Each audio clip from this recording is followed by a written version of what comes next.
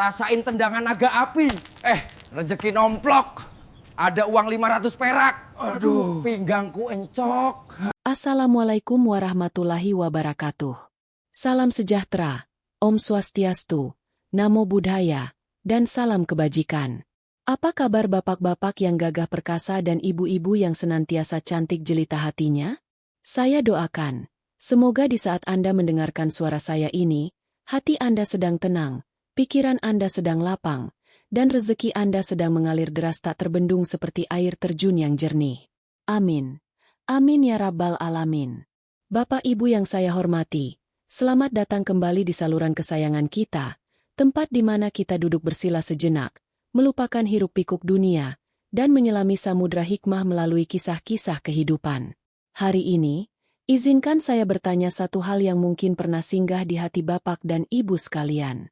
Pernahkah Bapak atau Ibu merasa dikecilkan? Pernahkah Anda merasa seperti butiran debu di tengah orang-orang yang merasa dirinya berlian? Pernahkah keringat dingin Anda, kerja keras Anda, dianggap angin lalu hanya karena Anda tidak memakai pakaian mahal atau tidak memiliki jabatan tinggi? Sakit rasanya, bukan? Seperti ada duri dalam daging yang tak terlihat. Jika Bapak dan Ibu pernah merasakannya, maka cerita hari ini adalah surat cinta untuk Anda. Ini bukan sekadar cerita fiksi. Ini adalah cerminan perjuangan kita. Kisah tentang Sena, seorang pemuda miskin, seorang tukang sapu yang hina, yang dianggap sampah oleh para bangsawan. Namun, di balik baju lusuhnya, tersimpan hati seteguh karang dan bakti kepada ibu yang seluas langit. Kita akan menyaksikan bagaimana si cupu ini mengguncang dunia persilatan, bukan dengan dendam, tapi dengan pembuktian. Sebelum kita masuk ke lorong waktu menuju kaki Gunung Cakar Langit, saya ingin mengajak Bapak Ibu beramal jariah lewat hal sederhana.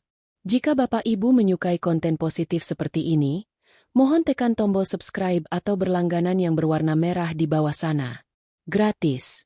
Pak, Bu. Tekan juga jempol like-nya sebagai tanda kita satu hati dalam perjuangan ini. Dukungan Bapak Ibu adalah bahan bakar semangat saya untuk terus berkarya. Sudah? Alhamdulillah. Terima kasih orang-orang baik. Siapkan kopi hangatnya, sandarkan punggung Anda, dan mari kita mulai kisahnya. Kisah kita bermula di sebuah lembah hijau yang asri, tepat di kaki Gunung Mahameru yang agung. Di sana, berdiri sebuah kompleks bangunan megah yang dikelilingi tembok batu setinggi 5 meter. Gerbang utamanya terbuat dari kayu jati tua yang diukir dengan motif naga melilit awan, memancarkan aura wibawa yang membuat siapapun yang melihatnya menunduk segan. Inilah Padepokan Cakar Langit, perguruan bela diri paling tersohor di negeri itu. Namun, kemegahan Cakar Langit bukanlah milik semua orang. Di sana, kasta adalah segalanya. Murid-murid inti mengenakan seragam sutra putih bersih dengan sabuk emas, menandakan mereka berasal dari keluarga saudagar kaya atau pejabat istana. Mereka berlatih dengan pedang-pedang bergagang gading dan tombak bertahta permata. Di sudut tergelap perguruan itu, hiduplah Sena. Sena adalah antitesis dari kemewahan itu. Pemuda berusia 20 tahun ini bertubuh kurus, kulitnya terbakar matahari, dan pakaiannya adalah kain belacu kasar berwarna kusam yang sudah terlalu banyak tambalan. Sena bukanlah murid. Ia adalah pesuruh. Tugasnya membersihkan kotoran kuda, mencuci piring bekas makan ratusan murid, dan yang paling utama, menyapu halaman perguruan yang luasnya berhektar-hektar. Setiap pagi, saat kabut masih tebal dan embun masih menetes dari ujung daun, suara itu sudah terdengar. Srek, srek, srek. Bunyi sapu lidi kasar yang beradu dengan tanah bebatuan.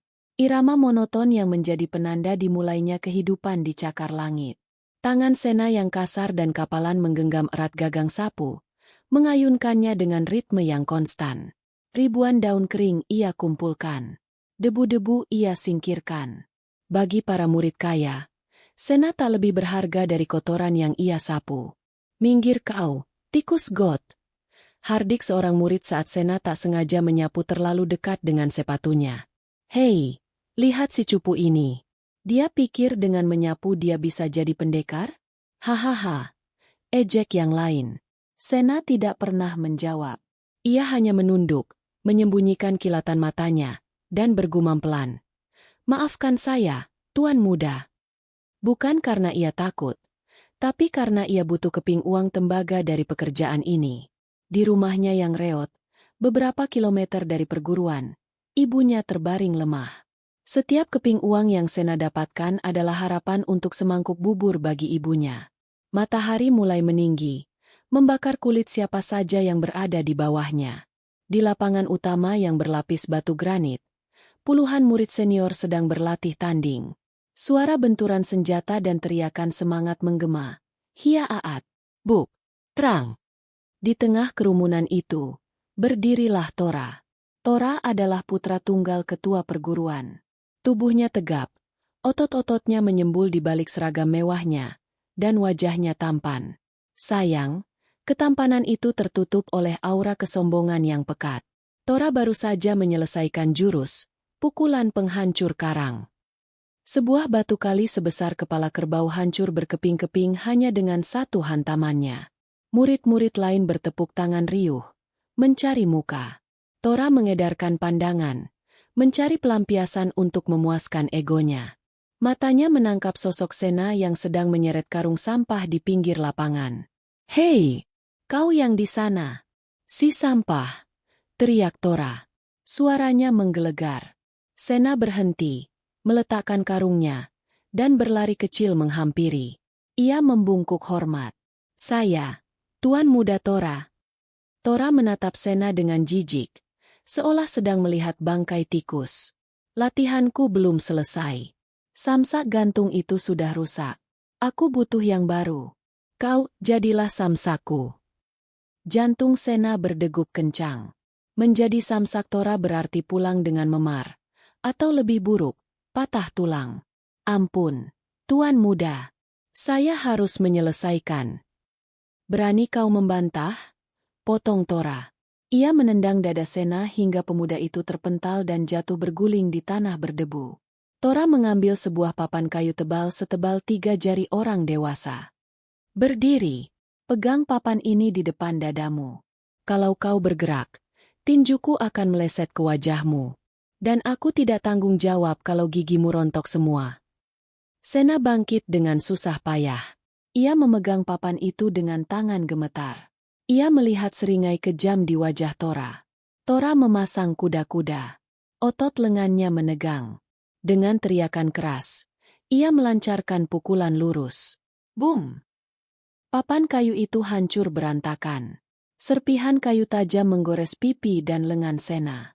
Hentakan tenaga itu begitu kuat hingga Sena terdorong mundur 5 langkah. Napasnya sesak menahan sakit di dadanya yang terkena sisa tenaga pukulan.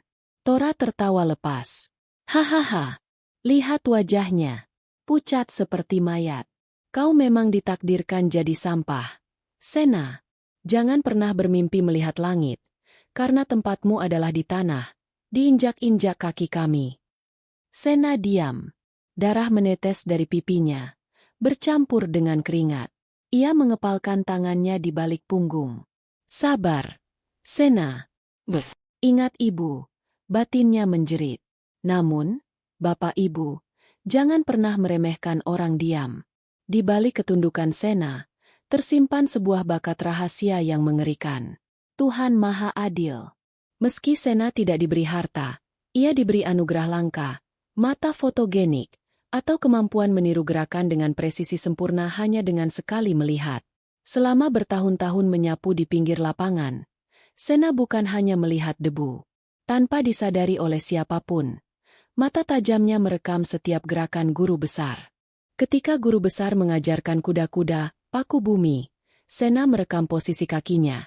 Seberapa lebar, seberapa menekuk, kemana arah ujung jari kaki. Ketika murid-murid berlatih jurus, angin puyuh, Sena menghafal putaran pinggang dan ritme napasnya. Setiap gerakan menyapunya adalah samaran. Saat ia mengayunkan sapu ke kiri untuk mengumpulkan daun, otot punggungnya bergerak meniru tangkisan samping. Saat ia menekan sapu ke tanah untuk membersihkan noda lumpur, ia sedang melatih penyaluran tenaga ke ujung senjata. Srek, engkis. Srek, terang. Srek, ender. Sapu lidi itu bukan lagi alat kebersihan, melainkan pedang pusaka di tangan Sena. Malam itu, di halaman belakang gubuknya yang diterangi sinar bulan purnama, Sena berlatih. Tubuhnya yang kurus bergerak lincah di antara pepohonan pisang. Ia membayangkan pohon pisang itu adalah Tora. Tangannya menyabet udara. Buk! Kakinya menendang batang pisang hingga bergetar. Keringat membasahi tubuhnya. Ia berlatih bukan untuk pamer, tapi untuk bertahan hidup. Suatu hari nanti aku akan buktikan, desisnya pada angin malam. Keesokan harinya, takdir memukul Sena lebih keras daripada tinju Tora. Saat pulang kerja, Sena mendapati ibunya terbatuk hebat. Darah segar keluar dari mulut wanita tua yang ringkih itu. Wajahnya pucat pasi. Napasnya berbunyi grog-grog yang menakutkan. Sena panik. Ia menggendong ibunya, berlari menerobos hujan gerimis menuju rumah Tabib Hasan, satu-satunya tabib di desa itu. Setelah memeriksa, Tabib Hasan menggeleng lemah. Wajah tuanya menyiratkan keputusasaan. Sena, paru-paru ibumu sudah sangat rusak. Ramuan jahe dan kencur biasa tidak akan mempan lagi. Lalu apa, Bib? Katakan. Aku akan cari obatnya ke ujung dunia sekalipun. Seru Sena sambil mencengkeram lengan baju tabib itu. Hanya ada satu obat legenda. Mustika Dewa. Pil yang terbuat dari sari bunga Wijaya Kusuma yang hanya mekar 100 tahun sekali di puncak gunung es. Tapi harganya seharga istana raja. Sena. Atau apa? Aku dengar, turnamen naga emas tahun ini di kota raja menawarkan hadiah utama berupa uang 1000 keping emas dan 1 butir mustika dewa. Sena terdiam. Turnamen naga emas adalah ajang pertarungan paling brutal di negeri itu. Tempat para pembunuh, pendekar bayaran, dan ahli bela diri saling membantai demi kehormatan. Sena pulang dengan langkah gontai. Ia menatap wajah ibunya yang tertidur karena pengaruh obat penenang. Guratan lelah di wajah ibunya adalah peta perjuangan hidup yang membesarkan Sena seorang diri. Sena mencium kening ibunya. Ibu, bertahanlah. Sena berjanji. Sena akan bawa obat itu pulang. Meski Sena harus merangkak. Meski tulang Sena harus remuk. Di perjalanan kembali ke perguruan untuk mengambil sisa gaji, Sena melihat poster turnamen itu tertempel di dinding pasar. Poster itu bergambar naga emas yang garang. Sena merobeknya, melipatnya, dan menyimpannya di dekat jantungnya. Tekadnya sudah bulat. Untuk mengikuti turnamen, Sena sadar ia tidak bisa hanya mengandalkan jurus curian. Ia butuh bimbingan. Tapi siapa yang mau mengajar tukang sapu miskin? Sena pergi ke hutan bambu larangan, tempat yang konon angker, untuk mencari ketenangan dan berlatih sendiri. Di tengah hutan, saat Sena sedang memukul-mukul batang bambu dengan tangan kosong, terdengar suara tawa yang menyayat hati. Hei, kikikik, dasar bodoh. Pukulanmu itu seperti nyamuk yang mau menumbangkan gajah. Sena terkejut dan memasang kuda-kuda. Siapa itu? Keluar. Dari atas pohon bambu yang tinggi, meluncur turun sesosok manusia. Bukan melompat, tapi meluncur berputar seperti daun jatuh. Ia mendarat tanpa suara sedikit pun. Seorang kakek tua, rambutnya putih acak-acakan seperti sarang burung, bajunya compang-camping penuh tambalan, dan di pinggangnya tergantung sebuah guci arak. Baunya menyengat campuran alkohol dan tanah. Itu Ki Gendeng, orang gila yang ditakuti anak-anak desa. Kek, jangan ganggu saya. Saya sedang berlatih untuk menyelamatkan nyawa ibu saya, kata Sena tegas, mencoba mengusir kakek itu. Ki Gendeng meneguk araknya. Lalu matanya yang semula keruh tiba-tiba menatap tajam setajam mata elang.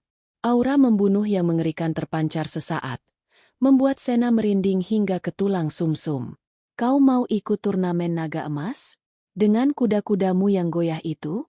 Kau akan mati di babak pertama. Nak. Dan ibumu akan menangis di kuburannya. Sena tersentak. Kakek ini tahu. Bagaimana kakek tahu? Aku tahu bau keputusasaan. Dan aku tahu bau bakat. Ki Gendeng menyeringai, menampakkan giginya yang tinggal sedikit. Kau punya mata yang bagus. Tapi dasarmu rapuh. Kau meniru bentuk, tapi tidak mengerti isinya. Sena langsung bersimpuh. Instingnya mengatakan orang tua ini bukan orang gila biasa. Kek, tolong ajari saya. Saya rela melakukan apa saja. Jadikan saya muridmu. Ki Gendeng tertawa lagi. Kali ini lebih keras. Murid? Aku tidak butuh murid. Aku butuh teman minum. Tapi, karena kau berbakti pada ibumu, aku akan memberimu satu petunjuk. Lihat ini. Ki Gendeng mengambil sebatang ranting kering yang rapuh. Di depannya ada batu besar seukuran kambing. Dengan gerakan santai, ia menyentilkan ranting itu ke arah batu. Trak! Batu itu tidak hancur berantakan, tapi terbelah dua dengan potongan yang sangat halus dan rapi, seolah dipotong laser. Sementara ranting di tangan Ki Gendeng tetap utuh, tidak patah sedikit pun. Mata Sena terbelalak. Bagaimana mungkin? Ranting kering membelah batu. Itulah inti bela diri sejati. Nak, bukan seberapa keras tinjumu, tapi seberapa pandai kau mengalirkan tenaga. Lembut mengalahkan keras. Kosong mengalahkan isi. Mulai besok, datanglah ke sini sebelum matahari terbit. Bapak Ibu sekalian, bayangkan latihan macam apa yang diberikan pendekar sakti? Mengangkat batu? Berlari mendaki gunung? Atau bertarung melawan harimau? Ternyata tidak. Ini sapu lidimu, kata Ki Gendeng melempar sapu Sena. Tugasmu hari ini, sapu seluruh hutan bambu ini seluas 5 hektar. Kumpulkan semua daun kering di tengah. Syaratnya, jangan sampai ada satupun daun kering yang patah atau remuk saat kau sapu. Dan jangan gunakan tenagamu, gunakan perasaanmu. Sena melongo. Itu mustahil. Guru, daun kering diinjak semut saja remuk, apalagi disapu. Kalau kau banyak protes, pulang saja. Biarkan ibumu menunggu ajal. Bentak Ki Gendeng. Kata-kata itu menampar Sena. Ia mulai menyapu. Krek, daun pertama hancur. Krek, daun kedua patah menjadi serbuk. Sena frustrasi. Ia mencoba pelan-pelan, tapi daunnya malah tidak bergerak. Ia mencoba cepat. Daunnya hancur. Matahari naik. Keringat Sena bercucuran seperti hujan. Tangannya lecet. Emosinya naik turun. Ki Gendeng hanya tidur mendengkur di atas dahan pohon. Hari pertama gagal total. Hari kedua gagal lagi. Baru pada hari ketujuh, Sena mulai mengerti. Ia berhenti memaksakan kehendaknya pada daun. Ia mulai menyatukan napasnya dengan gerakan sapu. Ia tidak mendorong daun, tapi menciptakan angin kecil dengan ayunan sapu untuk menggiring daun itu. Sapunya mengayun lembut. Daun-daun itu seolah hidup, menari mengikuti irama sapu Sena, berkumpul tanpa ada yang patah. Ki Gendeng membuka satu matanya. Lumayan. Kau sudah mulai belajar jurus sapu jagat. Mengendalikan objek tanpa menyentuhnya dengan kekerasan. Waktu berlalu cepat. Hari turnamen naga emas tiba. Kota raja berubah menjadi lautan manusia. Bendera warna-warni berkibar. Ribuan orang memadati arena Koloseum. Sena mendaftar dengan nama samaran, Pendekar Sapu. Saat ia naik ke arena, penonton tertawa terbahak-bahak. Bagaimana tidak? Lawan-lawannya memakai baju zirah mengkilap. Sementara Sena memakai baju lusuh dan membawa sapu lidi. Lawan pertama Sena adalah mimpi buruk bagi siapapun. Barong si banteng gila. Seorang pria raksasa setinggi 2,5 meter. Ototnya sebesar batang pohon. Membawa gada besi berduri seberat 100 kilogram. Barong menatap Sena dari atas ke bawah.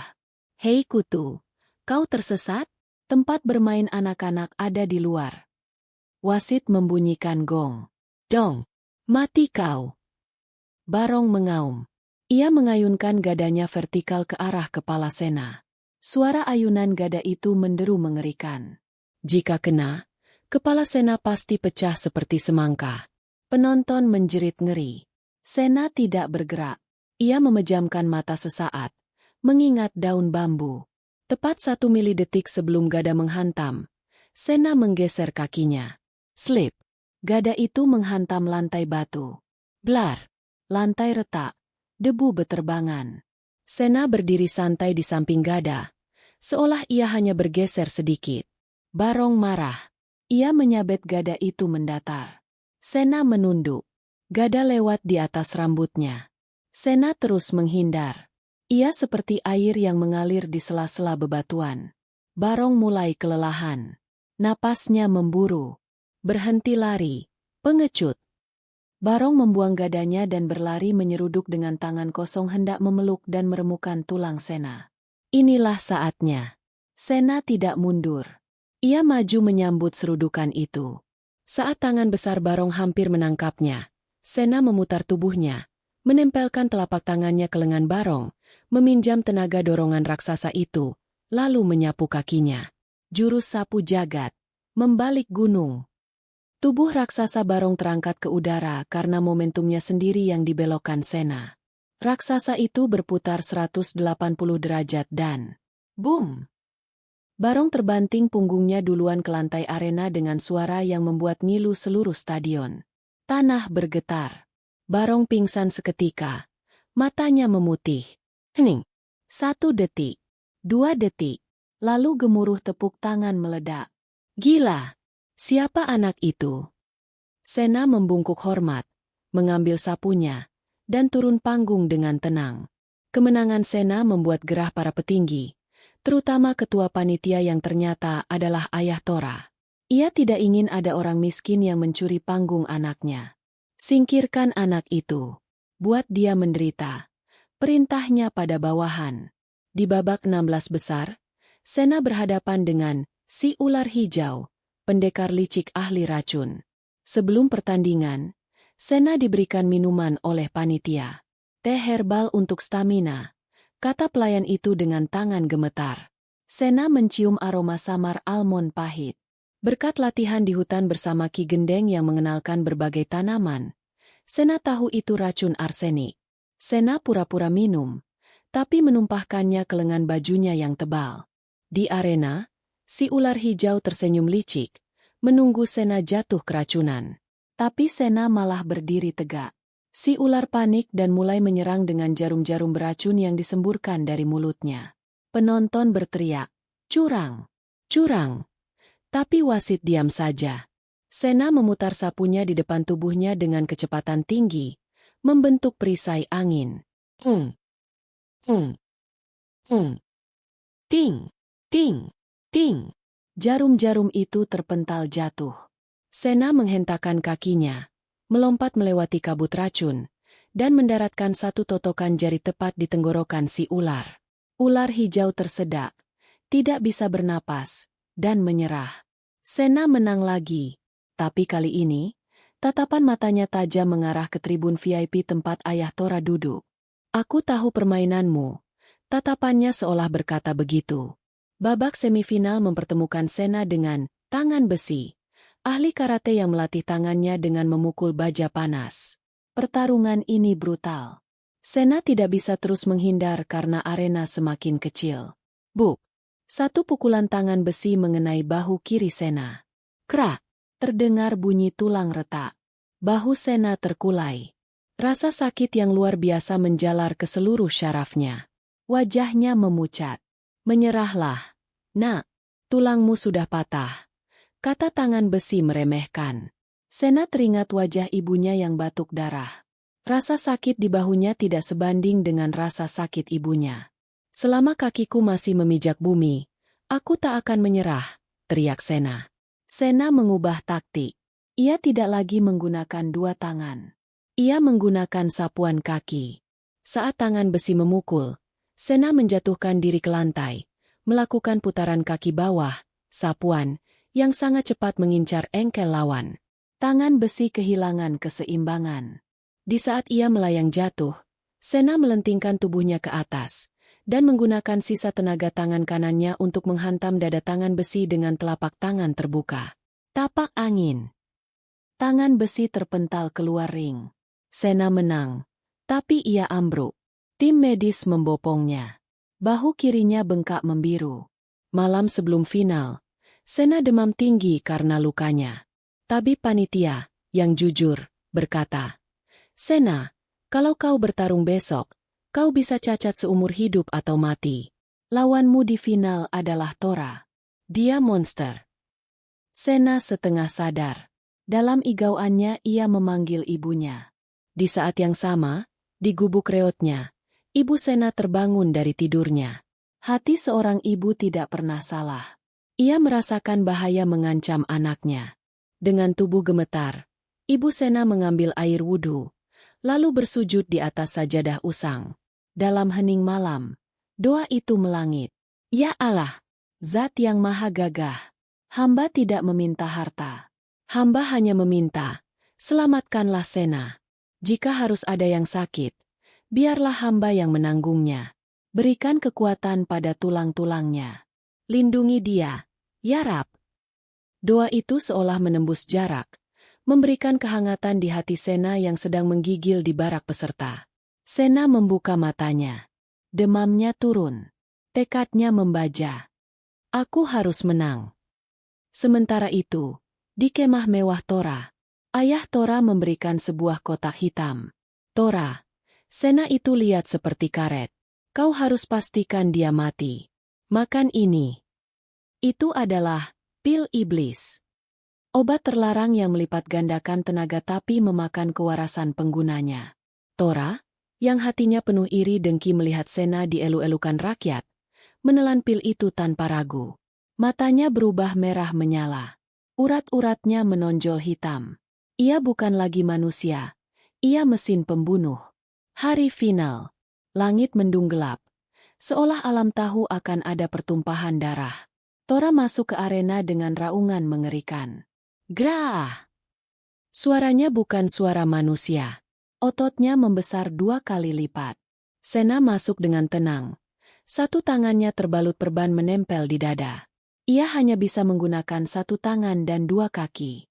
Wasit, yang ketakutan melihat Tora, buru-buru membunyikan gong dan lari keluar ring. Dong! Tora menerjang. Kecepatannya tidak masuk akal. Ia menghilang dari pandangan dan muncul di depan Sena. Buk! Sena tidak sempat menghindar. Ia terpental 10 meter, menabrak tembok batu hingga retak. Darah muncrat dari mulutnya. Penonton teriak histeris. Sena! Bangun Sena! Sena mencoba bangkit, tapi Tora sudah di depannya lagi, menginjak dada Sena. Di mana sombongmu sekarang, tukang sapu? Hah! Tora menghantam wajah Sena. Sena merasa kesadarannya mulai hilang. Dunia gelap. Apakah ini akhirnya? Di kegelapan itu, Sena mendengar suara Ki Gendeng. Jangan lawan kekerasan dengan kekerasan. Jadilah bambu. Ia menunduk saat angin kencang, tapi ia memantul balik saat angin berlalu. Jurus rahasia, pemutus aliran iblis. Tubuh Tora kaku. Matanya melotot. Obat yang memacu jantungnya tertahan oleh totokan Sena. Darah bergejolak di dalam tubuh Tora, mencari jalan keluar. Tora kejang-kejang, lalu memuntahkan darah hitam pekat.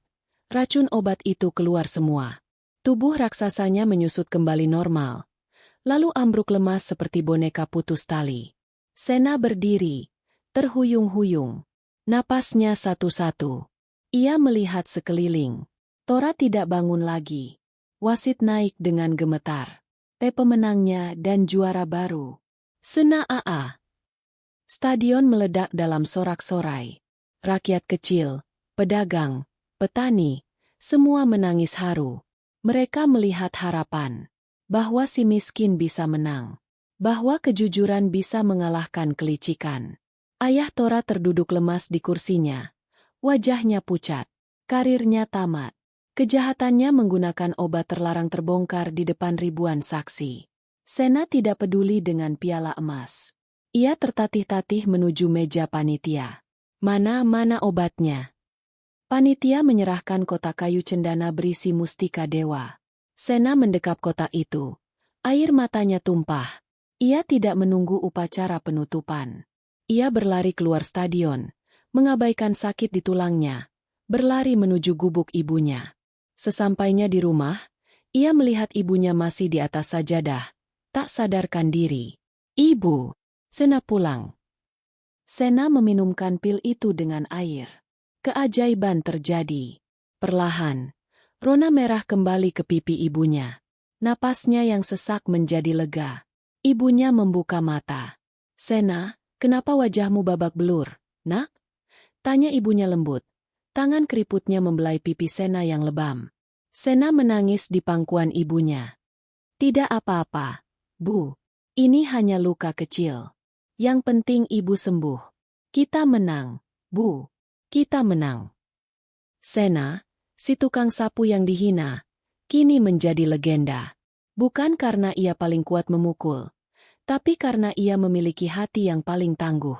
Tentu, mari kita lanjutkan kisahnya. Bagian ini akan saya kembangkan dengan detail yang mendalam, emosi yang kental, dan deskripsi aksi yang hidup, agar durasi penceritaan tercapai dan pendengar benar-benar terhanyut dalam suasana. Bapak Ibu yang saya muliakan. Wah, napas saya sampai tertahan rasanya melihat bagaimana Sena membanting raksasa barong tadi. Duk duk duk. Jantung ini berpacu kencang. Bagaimana dengan Bapak Ibu di rumah? Apakah ikut tegang? Atau malah ikut bersorak gembira sampai kucing di rumah kaget? Hehe, bayangkan, Bapak Ibu, seorang pemuda kurus, tukang sapu, yang makan pun susah, bisa menumbangkan raksasa yang makannya daging 3 piring sekali duduk. Ini bukti nyata, bahwa size 2 cm, ukuran bukan jaminan. Yang penting adalah kecerdasan dan ketenangan hati. Nah, mumpung Sena sedang istirahat di pinggir arena sambil memijat kakinya yang pegal, saya ingin mengajak Bapak Ibu yang baru bergabung untuk menekan tombol subscribe yang berwarna merah itu. Jangan biarkan Sena berjuang sendirian. 1 like dari Bapak Ibu adalah 1 doa semangat untuk Sena. Ayo, dipencet jempolnya. Terima kasih. Semoga rezeki Bapak Ibu yang memencet tombol like digandakan oleh Tuhan Yang Maha Kuasa. Sudah siap melanjutkan? Tarik napas panjang. Hembuskan. Mari kita masuk kembali ke arena yang semakin memanas. Sementara sorak-sorai penonton masih menggema memuji Sena, suasana di tribun kehormatan justru terasa dingin mencekam.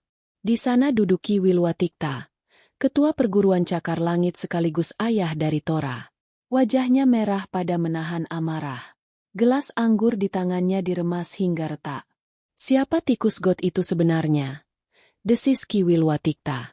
Matanya menatap tajam ke arah Sena yang sedang duduk bersila di sudut arena. Tora, yang duduk di sebelahnya dengan angkuh, mendengus remeh. Dia cuma tukang sapu kita. Ayah, Sena. Anak bodoh yang kerjanya cuma membersihkan kotoran kuda. Jangan bodoh, Tora. Bentak ayahnya pelan namun menusuk. Kau lihat gerakannya tadi? Itu bukan gerakan sembarangan. Itu teknik mengalirkan tenaga yang sudah lama punah. Kalau dibiarkan, dia bisa menjadi kerikil tajam dalam sepatumu. Aku tidak mau reputasi cakar langit hancur karena anakmu dikalahkan oleh tukang sapu. Ki Wilwatikta kemudian memanggil seorang pelayan kepercayaannya. Seorang pria bungkuk dengan wajah licik. Ia berbisik, pastikan lawan Sena berikutnya adalah yang paling sadis. Dan berikan sedikit bumbu pada minuman istirahatnya nanti. Buat dia lemas sebelum bertanding. Pelayan itu mengangguk sambil menyeringai, lalu menghilang di balik bayang-bayang. Bapak Ibu, lihatlah betapa kejamnya dunia ini kadang-kadang. Orang kecil yang ingin bangkit, malah dijegal dengan cara curang. Tapi ingat, rencana jahat manusia tidak akan bisa melampaui rencana Tuhan. Babak kedua dimulai. Matahari sedang terik-teriknya, tepat di atas kepala. Lawan Sena kali ini adalah si Kilat. Pendekar bertubuh kecil, liat, dan menggunakan senjata sepasang belati kembar yang diasah setajam silet. Belati itu berkilauan memantulkan cahaya matahari, menyilaukan mata. Hei tukang sapu! Ejek si Kilat sambil memutar-mutar belatinya dengan kecepatan yang sulit diikuti mata. Sayang sekali wajah polosmu itu harus kusayat-sayat. Ibumu pasti sedih menerima mayatmu yang penuh goresan. Sena tidak menjawab. Ia hanya mengatur napasnya. Tenang, tenang. Seperti air kolam yang diam, batinnya. Mulai. Si Kilat langsung menghilang dari pandangan. Ia bergerak zigzag dengan kecepatan luar biasa. Sret! Lengan baju Sena robek. Darah merembes. Sret! Pipi Sena tergores lagi. Sena kewalahan. Matanya silau oleh pantulan cahaya matahari dari belati si kilat. Ia mundur teratur. Tapi si kilat terus mendesak seperti lalat yang mengganggu. Hahaha, kau buta ya? Kau tidak bisa melihatku. Tawa si kilat menggema dari segala arah. Sena terpojok. Ia menutup matanya. Jangan gunakan mata, gunakan rasa. Terngiang ajaran Ki Gendeng. Sena menajamkan telinganya. Ia mendengar desing angin. Ia mendengar gesekan sol sepatu si kilat di lantai batu. Sring! Suara belati membelah udara dari arah kiri atas. Sena menunduk tanpa membuka mata. Belati itu lewat 1 inci di atas kepalanya. Sring! Serangan dari kanan bawah. Sena melompat ringan. Saat si kilat melompat untuk serangan pamungkas dari udara, Sena membuka matanya. Ia melihat bayangan si kilat di lantai. Sena tidak menangkis. Ia berputar seperti gasing, sapu lidinya, tangan kosongnya yang bergerak seperti menyapu, menciptakan pusaran angin kecil. Kaki Sena menyapu titik tumpu pendaratan si kilat sebelum kakinya menyentuh tanah. Jurus sapu jagat, angin musim gugur. Keseimbangan si kilat hancur. Tubuhnya oleng di udara. Dengan cepat, jari telunjuk Sena menotok bahu kanan dan kiri si kilat. Tuk, tuk. Kedua belati itu jatuh berdenting ke lantai. Si kilat jatuh berlutut. Tangannya lumpuh sementara. Sena menang lagi. Tanpa banyak bicara, ia memungut belati itu dan menyerahkannya kembali dengan sopan. Senjatamu bagus, tapi hatimu terlalu berisik, bisik Sena. Sena lolos ke babak 16 besar. Napasnya mulai berat. Ia berjalan terpincang menuju ruang istirahat peserta. Tenggorokannya kering kerontang seperti padang pasir. Tiba-tiba, seorang pelayan panitia datang dengan senyum yang terlalu manis. Di tangannya ada nampan berisi cangkir teh hangat yang mengepul harum. Selamat, Tuan Sena. Anda hebat sekali. Ini teh herbal stamina spesial dari panitia untuk memulihkan tenaga, kata pelayan itu. Sena yang haus hampir saja menyambar cangkir itu. Bibir cangkir sudah menyentuh bibirnya. Namun, hidungnya yang terlatih membedakan ribuan jenis tanaman di hutan bersama Ki Gendeng, mencium sesuatu yang ganjil. Di balik aroma melati, ada bau samar, bau anyir seperti almond busuk. Itu bau arsenik. Racun mematikan yang bekerja perlahan namun pasti. Sena menurunkan cangkir itu. Ia menatap mata pelayan itu lekat-lekat. Pelayan itu mulai berkeringat dingin. Matanya bergerak gelisah. Mas, teh ini wangi sekali. Tapi sepertinya Mas lebih butuh daripada saya. Mas terlihat pucat. Minumlah, kata Sena sambil menyodorkan cangkir itu ke mulut si pelayan. Pelayan itu mundur ketakutan. Tangannya gemetar hebat hingga nampannya jatuh. Prang! Teh itu tumpah ke lantai batu. Anehnya, cairan teh itu berbuih putih saat menyentuh lantai. Racun keras. Katakan, siapa yang menyuruhmu? Tanya Sena dingin. Pelayan itu langsung lari terbirit-birit ketakutan tanpa menjawab. Hati Sena mendidih. Mereka benar-benar ingin membunuhku. Batinnya. Rasa takut berubah menjadi keberanian yang menyala. Baiklah, kalau kalian main kotor, aku akan main bersih sampai kalian malu sendiri. Babak 16 besar. Lawan Sena adalah sosok yang mengerikan. Si ular hijau. Pria ini kurus kering, kulitnya pucat kehijauan, dan kukunya hitam panjang. Ia dikenal tidak punya belas kasihan. Di atas arena, si ular hijau tertawa mendesis. Sah, kau pintar juga tidak meminum teh itu. Tapi di sini, kau tidak bisa lari dari racunku. Tanpa aba-aba, si ular hijau menyemburkan bubuk berwarna hijau dari mulutnya. Kabut hijau itu menyebar cepat menyelimuti arena. Baunya menyengat. Penonton di barisan depan batuk-batuk dan menutup hidung. Wasit mundur menjauh. Sena terjebak di tengah kabut. Pandangannya kabur. Napasnya mulai sesak. Paru-parunya terasa terbakar. Mati kau dalam kesakitan. seru si ular sambil melempar jarum-jarum beracun ke dalam kabut. Sena panik sesaat, tapi ia ingat ibunya. Aku tidak boleh mati di sini. Ibu menungguku. Sena melepas baju luarnya yang penuh tambalan kain perca. Ia memegang ujung baju itu. Dengan sisa tenaga, ia memutar baju itu di atas kepalanya sekuat tenaga. Putaran itu semakin cepat, hingga menciptakan baling-baling angin. Pusaran sapu jagat, teriak Sena. Angin yang dihasilkan putaran baju itu menghisap kabut racun di sekelilingnya, menggumpalkannya menjadi satu bola angin, lalu Sena menghempaskannya balik ke arah si ular hijau. Si ular kaget. Kabut racunnya sendiri menyerang balik. Uhuk, uhuk, aarg mataku. Si ular meraung. Matanya perih terkena racunnya sendiri. Dalam keadaan musuh buta sesaat, Sena melompat menembus sisa kabut, mendaratkan tendangan memutar tepat di dada si ular. Ular hijau terpental keluar ring dan jatuh pingsan. Sena berdiri tegak, dadanya naik turun, memegang bajunya yang kini sobek-sobek. Penonton terdiam, lalu meledak dalam tepuk tangan yang lebih gemuruh dari sebelumnya. Keadilan telah ditegakkan. Berita kemenangan Sena menyebar keluar stadion. Orang-orang kecil, pedagang asongan, tukang becak, kuli panggul, yang biasanya tidak peduli dengan turnamen orang kaya, kini berkumpul di gerbang stadion. Saat Sena keluar sebentar untuk mencari angin segar, ia disambut bak pahlawan. Sena! Sena! Sena! Teriak mereka. Seorang ibu tua, penjual nasi pecel, menerobos kerumunan. Ia menyerahkan bungkusan daun pisang. Nak Sena, ibu tidak punya uang untuk taruhan. Tapi ibu punya nasi pecel dan tempe goreng. Makanlah. Nak, biar kamu kuat lawan orang-orang jahat itu. Mata Sena berkaca-kaca. Ia menerima nasi bungkus itu dengan tangan bergetar. Baginya, nasi pecel ini lebih berharga daripada jamuan raja. Terima kasih, Bu. Doakan Sena ya.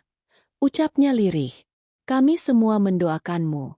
Nak, hajar si Tora sombong itu. Wakili kami yang sering dihina ini. Teriak seorang tukang becak. Energi baru mengalir deras ke dalam tubuh Sena. Bukan dari makanan mewah atau obat stamina, tapi dari ketulusan dan harapan orang-orang kecil. Ia sadar, ia tidak lagi bertarung untuk dirinya sendiri. Ia memikul harapan ribuan rakyat jelata di pundaknya. Babak 8 besar. Perempat final. Lawan Sena kali ini adalah tangan besi. Seorang ahli karate aliran keras yang melatih tangannya dengan memukul tiang besi panas setiap hari selama 20 tahun. Tangannya bukan lagi tangan manusia, tapi palu godam hidup. Pertarungan ini adalah benturan dua filosofi, keras melawan lembut. Tangan besi tidak banyak bergerak. Ia menunggu. Begitu Sena mendekat, ia memukul. Buk! Sena menangkis dengan lengan kirinya. Krak! Bunyi tulang retak terdengar jelas. Sena meringis menahan jeritan. Tulang lengan bawahnya retak. Kekuatan tangan besi benar-benar gila. Menyerahlah, bocah. Sekali lagi kupukul, tanganmu patah jadi dua. Ancam tangan besi. Sena mundur, memegangi tangannya yang mulai bengkak membiru. Sakitnya luar biasa, sampai ke ubun-ubun. Tapi ia melihat bayangan ibunya tersenyum. Sakit ini belum seberapa dibanding sakit ibu, gumam Sena. Sena mengubah taktik. Ia tidak akan menangkis lagi. Saat tangan besi melancarkan pukulan maut ke arah rusuk, Sena tidak menghindar menjauh, tapi justru masuk mendekat. Sena menempelkan dadanya ke lengan lawan, lalu memutar pinggangnya. Teknik, mengalirkan air. Sena menangkap pergelangan tangan musuh, lalu menggunakan tenaga dorongan musuh itu untuk membantingnya. Namun tangan besi terlalu berat dan kuat. Ia bertahan, kakinya menancap di lantai. Mereka beradu tenaga. Wajah Sena memerah. Mati kau! Tangan besi mengangkat tangan satunya untuk menghantam kepala Sena. Di detik kritis itu, Sena menginjak punggung kaki tangan besi sekuat tenaga, lalu menyentakkan sikunya ke ulu hati lawan. Duk! Tangan besi tersedak. Napasnya putus sesaat. Pertahanannya goyah. Sena memanfaatkan momen itu untuk melakukan bantingan pinggang. Brak! Tangan besi terbanting keras. Meski ia mencoba bangkit, ulu hatinya yang cedera membuatnya muntah dan tak sanggup berdiri. Sena menang, tapi harganya mahal. Lengan kirinya kini tergantung lemas, retak parah. Melihat Sena terus menang meski sudah cedera, Tora di ruang gantinya mulai gelisah. Keringat dingin mengucur di pelipisnya. Ayah, anak itu, dia seperti punya nyawa cadangan. Bagaimana kalau aku kalah? Tanya Tora gemetar. Egonya mulai retak. Ki Wilwatikta menatap anaknya dengan pandangan merendahkan. Kalah? Dalam kamus keluarga kita tidak ada kata kalah. Ia mengeluarkan sebuah kotak hitam kecil dari balik jubahnya. Dibukanya kotak itu, terlihat sebutir pil berwarna merah darah yang berdenyut seolah punya jantung sendiri. Ini, pil iblis. Warisan terlarang. Makan ini sebelum final. Tenagamu akan naik 10 kali lipat. Rasa sakit akan hilang. Kau akan jadi dewa perang. Tapi ayah, kudengar pil ini bisa memakan kewarasan? Aku bisa gila. Lebih baik gila daripada kalah dan dipermalukan oleh tukang sapu. Makan atau kau bukan anakku lagi. Bentak ayahnya. Dengan tangan gemetar, Tora mengambil pil itu. Kesombongan dan ketakutan akan kekalahan membuatnya buta. Ia menelan pil itu. Seketika, matanya mendelik. Urat-urat hitam menjalar di leher dan wajahnya. Gra-ah! Tora meraung. Suaranya berubah parau dan berat. Manusia di dalam dirinya mati, digantikan oleh monster yang haus darah. Sena masuk ke semifinal dengan satu tangan digendong kain perca. Wajahnya pucat pasi. Lawannya adalah si hantu. Pendekar misterius berjubah abu-abu yang gerakannya tanpa suara. Ahli ilusi dan serangan mental. Si hantu tidak menyerang fisik. Ia bergerak memutar, menciptakan bayangan ganda. 1 menjadi 2, 2 menjadi 4. Sena bingung. Mana yang asli? Kepala Sena pusing. Efek cedera dan kelelahan membuatnya mudah terkena ilusi. Ia melihat si hantu berubah menjadi raksasa, menjadi iblis. Sena jatuh berlutut, memegangi kepalanya. Menyerahlah. Kau lemah, kau gagal. Bisik suara-suara di kepalanya. Di tengah keputusasaan itu, Sena teringat suara lembut ibunya saat mengaji. Suara yang menenangkan. Sena memejamkan mata, memblokir semua ilusi visual. Ia kembali ke dasar. Napas. Detak jantung. Tap. Ada satu suara langkah kaki yang nyata di antara bayangan semu. Sena tidak ragu. Dengan sisa tenaga di kaki kanannya, ia melompat dan melakukan tendangan lurus ke arah suara itu. Bu! Tendangannya telak mengenai dada si hantu yang asli. Ilusi buyar. Si hantu terpental menabrak tiang ring. Sena menang lagi. Ia lolos ke final. Tapi tubuhnya sudah di ambang batas. Ia ambruk tak sadarkan diri di atas ring segera setelah wasit mengangkat tangannya. Malam itu adalah malam terpanjang bagi Sena. Ia terbaring di ruang medis darurat dengan tubuh penuh perban. Tabib jujur yang merawatnya berkata, Sena, kau gila. Tulang rusukmu memar. Tanganmu retak. Kalau kau bertarung besok lawan Tora, kau sama saja bunuh diri. Sena hanya tersenyum lemah. Kematian itu takdir Tuhan. Tabib. Tapi berjuang itu pilihan saya. Di saat yang sama, Nun jauh di gubuk reot. Ibu Sena terbangun di sepertiga malam terakhir. Hatinya tidak tenang. Ia tahu anaknya sedang bertaruh nyawa. Dengan tubuh yang semakin ringkih, ia memaksakan diri mengambil wudhu. Air dingin menyentuh kulit keriputnya. Ia menggelar sajadah lusuh. Dalam sujudnya yang panjang, air matanya membasahi bumi. Ya Allah, wahai Zat yang maha menggenggam jiwa. Hamba tidak meminta emas permata. Hamba tidak meminta umur panjang untuk hamba sendiri. Hamba titipkan anak hamba, Sena, kepada MU. Kuatkan tulang-tulangnya. Kokohkan hatinya. Jika dia jatuh, bangkitkanlah. Jika dia sakit, sembuhkanlah. Dia berjuang demi hamba yang hina ini. Jangan biarkan dia celaka. Ya Rab. Doa seorang ibu di waktu mustajab itu menembus 7 lapis langit. Malaikat pun mungkin meneteskan air mata mendengarnya. Entah bagaimana, di ruang medis, Sena merasakan kehangatan menjalar di dadanya. Rasa sakitnya perlahan berkurang. Ada kekuatan gaib yang memeluknya. Kekuatan doa ibu. Hari penentuan tiba. Langit mendung gelap gulita. Petir menyambar-nyambar geleger. Seolah alam ikut marah. Stadion penuh sesak tapi hening mencekam. Aura pembunuhan terasa kental. Tora masuk ke arena. Penampilannya mengerikan. Tubuhnya membesar. Matanya merah menyala tanpa pupil.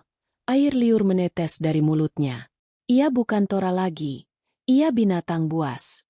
Sena masuk dengan langkah tenang. Ia tidak membawa senjata apapun. Hanya keyakinan. Ia meletakkan sapu lidinya di pinggir ring. Seolah berpamitan pada identitas lamanya. Pertandingan final. Hidup atau mati. Mulai. Blar. Tora langsung menerjang. Kecepatannya tidak masuk akal. Lantai pijakannya hancur. Sena menghindar. Tapi angin pukulan Tora saja sudah membuatnya terdorong mundur. Tora mengamuk. Pukulan bertubi-tubi. Buk. Satu pukulan Tora mengenai perut Sena. Sena muntah darah. Tubuhnya melayang dan menghantam tembok pembatas. Penonton menjerit histeris. Ibu-ibu menutup mata anaknya. Sena merangkak bangun. Pandangannya kabur. Tora datang lagi, menginjak punggung Sena. Mati kau. Sampah. Raung Tora dengan suara parau. Sena tak berdaya. Ia diinjak, ditendang, dipermainkan seperti boneka rusak. Ki Wilwatikta di tribun VIP tersenyum puas. Habisi dia, anakku. Di ambang kesadaran, saat Tora mengangkat kedua tangannya yang disatukan untuk menghancurkan kepala Sena, waktu seolah berhenti. Sena mendengar bisikan angin. Ia mendengar suara Ki Gendeng. Ingat Sena, bambu tidak melawan badai dengan kaku. Ia mengikuti angin, lalu memantul balik. Sena melihat aliran energi di tubuh Tora. Energi merah yang kacau balau. Obat itu membuat Tora kuat, tapi juga membuat aliran darahnya tidak stabil. Ada satu titik di dadanya yang berdenyut kencang. Titik kelemahan.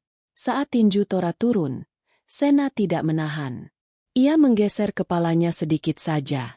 Tinju Tora menghantam tanah, menciptakan kawah kecil. Di momen Tora tertahan itu, Sena bangkit dengan sisa tenaga terakhir. Matanya bersinar tajam. Ia menyatukan jari-jari tangan kanannya menjadi bentuk paruh burung. Maafkan aku, Tora. Aku harus menghentikanmu. Sena menusukkan jari-jarinya ke dada Tora, tepat di titik yang berdenyut itu. Jab. Totokan pemutus arus. Tora mematung. Matanya melotot. Aliran tenaga buatan dari pil iblis itu tersumbat mendadak. Tubuh Tora bergetar hebat. Darah bergejolak mencari jalan keluar. Huek! Tora memuntahkan darah hitam pekat. Racun pil itu keluar semua. Tubuh raksasanya menyusut kembali normal. Ia jatuh berlutut, lemas, dan pingsan. Sena berdiri di sana. Satu tangan memegang dadanya sendiri. Satu tangan menunjuk ke langit. Wasit terbata-bata memeriksa Tora. Tora tidak bisa bangkit. Pemenangnya dan juara baru. Sena AA. Stadion meledak. Bukan hanya tepuk tangan, tapi tangisan haru pecah di mana-mana. Orang-orang saling berpelukan. Si miskin mengalahkan si kaya. Si baik mengalahkan si jahat. Ki Wilwatikta terduduk lemas. Wajahnya pucat pasi bagai mayat. Petugas keamanan kerajaan datang menangkapnya karena terbukti menggunakan obat terlarang. Keserakahannya menghancurkan dirinya sendiri. Sena tidak peduli dengan piala emas besar yang disodorkan panitia. Ia menepisnya pelan. Mana obatnya? Suaranya parau. Panitia menyerahkan kotak kayu cendana kecil berisi mustika dewa. Sena mendekap kotak itu di dadanya, menciumnya sambil menangis terseduh-seduh. Ibu. Ia tidak menunggu pesta perayaan. Dengan tubuh penuh luka, ia berlari keluar stadion. Orang-orang memberinya jalan dengan penuh hormat, menundukkan kepala. Sena berlari menembus hujan yang mulai turun, membersihkan darah di tubuhnya. Sesampainya di gubuk, Sena mendobrak pintu pelan. Ibunya tergeletak lemas di samping sajadah. Napasnya sudah satu-satu. "Ibu, Sena pulang. Sena bawa obatnya." Dengan tangan gemetar, Sena melarutkan pil itu dengan air dan meminumkannya ke mulut ibunya. 1 menit yang menyiksa berlalu. Tiba-tiba, batuk ibunya berhenti. Napasnya yang grog-grog menjadi halus. Rona merah perlahan kembali ke pipi pucatnya. Mata wanita tua itu terbuka perlahan. "Sena, anakku." Sena langsung memeluk kaki ibunya, menangis sejadi-jadinya. Tangis pelepasan semua beban yang ia pikul. "Kita berhasil, Bu. Ibu sembuh. Ibu sembuh." Ibu Sena tersenyum, mengelus kepala anaknya yang babak belur itu. "Terima kasih, Nak. Kau bukan hanya juara di arena. Kau juara di hati ibu." Di luar gubuk, hujan reda. Pelangi muncul membelah langit. Sena, si tukang sapu, kini telah menjadi legenda. Bukan karena kekuatannya, tapi karena baktinya yang tanpa batas. Alhamdulillah, Masya Allah. Bapak Ibu, saya kehabisan kata-kata. Air mata saya tidak terasa menetes saat menceritakan pertemuan Sena dan ibunya tadi. Betapa dahsyatnya kekuatan cinta seorang anak kepada ibunya. Dari kisah Sena, kita belajar satu hal yang pasti. Jangan pernah takut bermimpi, walau kita dianggap kecil. Jangan takut berjuang, walau dunia meremehkan. Karena di atas langit masih ada langit, dan di atas segala kekuatan manusia, ada kekuatan doa yang mampu menembus kemustahilan. Bagi bapak ibu yang saat ini sedang berjuang, mungkin berjuang melawan penyakit, berjuang mencari rezeki, atau berjuang demi keluarga, ingatlah kisah Sena ini. Jangan menyerah. Sedikit lagi, pertolongan Tuhan itu dekat. Terima kasih banyak bapak ibu yang luar biasa, yang sudah setia menemani Sena dari bab 1 sampai akhir. Semoga kisah ini menjadi amal jariah bagi kita semua. Jangan lupa, sebelum menutup video ini, tinggalkan jejak kebaikan dengan menekan tombol like dan subscribe. Bagikan video ini kepada anak-anak kita, supaya mereka tahu arti berbakti kepada orang tua. Saya pamit undur diri. Mohon maaf jika ada kata yang salah, karena kesempurnaan hanya milik Tuhan. Sehat selalu Bapak Ibu. Sampai jumpa di kisah inspiratif berikutnya. Wabillahi taufik wal hidayah. Wassalamualaikum warahmatullahi wabarakatuh.